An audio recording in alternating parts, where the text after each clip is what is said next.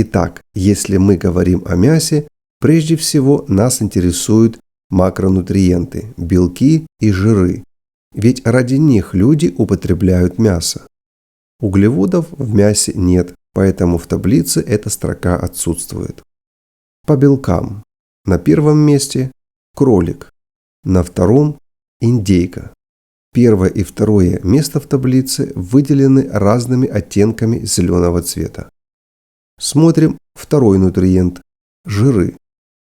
Красным цветом в таблице выделены питательные вещества, с которыми нужно быть осторожнее.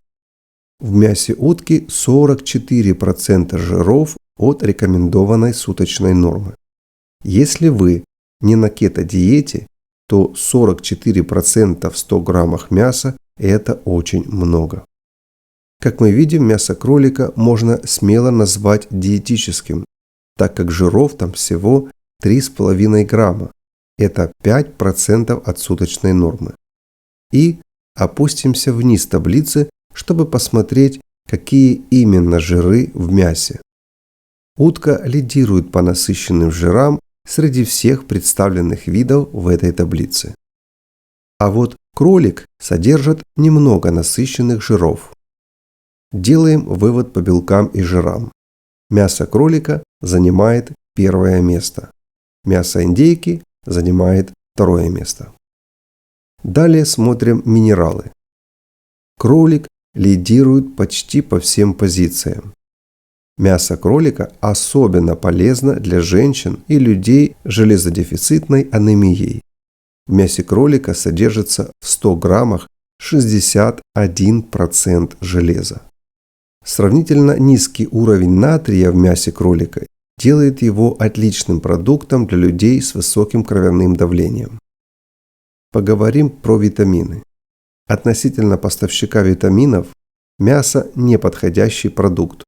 Пополнять витамины легче из зелени, ягод, фруктов и овощей. Более того, мясо нуждается в термической обработке, что также разрушает одни витамины и уменьшает другие. Единственное исключение – это витамин В12 в мясе кролика. В 100 граммах содержится от 143 до 271% от суточной нормы. Это больше, чем у всех остальных. Для чего нужен этот витамин? Если кратко, то витамин В12 предотвращает появление анемии, важен для нормального роста, усиливает иммунитет, играет важную роль в регуляции функций кроветворных органов, увеличивает энергию, поддерживает нервную систему в здоровом состоянии, улучшает концентрацию, память и равновесие, снижает раздражительность и тому подобное. Когда я внимательно изучал все значения в таблице, меня удивил, в кавычках, состав мяса курицы. Я ожидал лучшего. Во-первых, питательные вещества уступают другим видам мяса этого обзора. Во-вторых, мясо фабричной курицы перестало быть безопасным. Высокий спрос вынуждает производителей, которые хотят получить прибыль, применять так называемые интенсивные технологии выращивания. Смысл заключается в том, что куры растут на гормонах и антибиотиках. В этом случае о пользе куриного мяса говорить не приходится.